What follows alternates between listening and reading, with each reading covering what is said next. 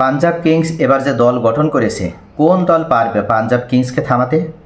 যে অপ্রতিরোধ্যভাবে পাঞ্জাব কিংস এগিয়ে চলেছে, তাতে মনে হচ্ছে যে সামনে কোনো দলই পাঞ্জাব কিংসকে হারাতে পারবে না এবং পাঞ্জাব কিংস এবার অপরাজিত চ্যাম্পিয়ন হতে যাচ্ছে।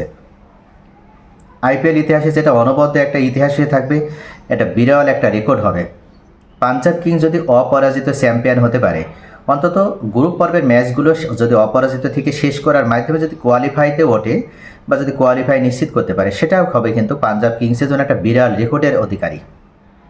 এর পূর্বে কোনো দল এ ধরনের রেকর্ড করতে পারেনি।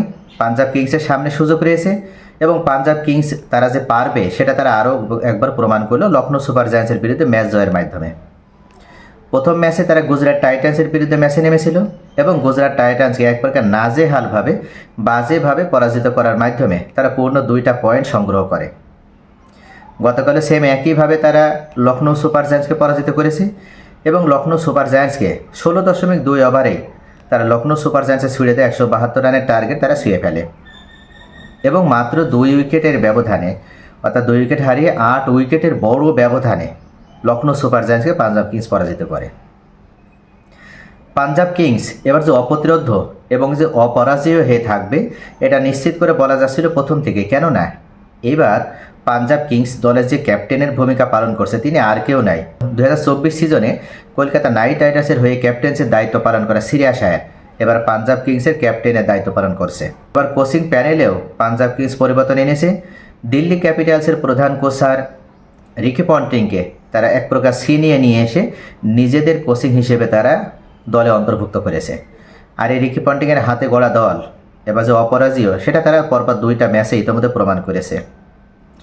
পাঞ্জাব কিংসের ওপেনিং থেকে শুরু করে লোয়ার অর্ডার পর্যন্ত প্রত্যেকটা জায়গায় যে খেলোয়াড়গুলো তারা সেট করেছে, সকলেই ভালোভাবে ব্যাটিং করতে পারে এবং তাদের ব্যাটিং গভীরতা আপনি দেখলে অবাক হয়ে যাবেন, কেননা তাদের ব্যাটিং গভীরতা 9 নাম্বার পর্যন্ত।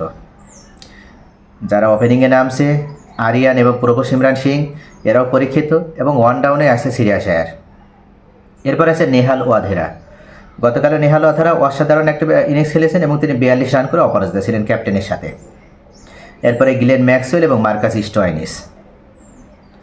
গ্লেন ম্যাক্সওয়েল এবং মার্কাস স্টয়নিস সম্পর্কে নতুন করে বলার কিছুই নেই, তারা সকলেই পরীক্ষিত এবং বিশ্ববাসী তারা সকলেই গ্লেন ম্যাক্সওয়েল এবং মার্কাস স্টয়নিসের সক্ষমতা এবং সামর্থ্য সম্পর্কে জানে।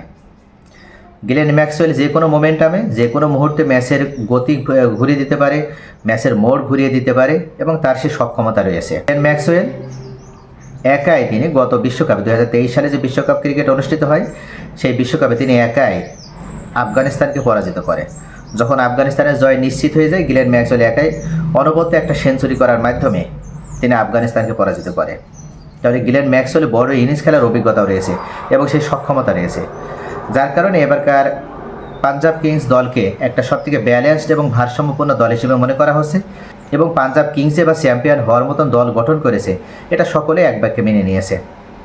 সামনে এখনও অনেক পথ পাড়ি দেওয়ার বাকি রয়েছে, তাই পাঞ্জাব কিংসের এই জয়ের ধারাবাহিকতা বজায় রাখার মাধ্যমে পাঞ্জাব কিংস যদি এবার কোয়ালিফাই করার মাধ্যমে যদি চ্যাম্পিয়ন হতে পারে, তাহলে সেটা হবে সবথেকে বড় একটা অর্জন প্রীতি জিন্তার দল। এখানে এর পূর্বে পাঞ্জাব কিংস কখনো চ্যাম্পিয়ন হয়নি, একবারে তারা ফাইনাল খেলেছে। তাই এবার যদি তারা ফাইনালে চ্যাম্পিয়ন হতে পারে, তাহলে এটা হবে পাঞ্জাব কিংসের প্রথম শিরোপা জয়।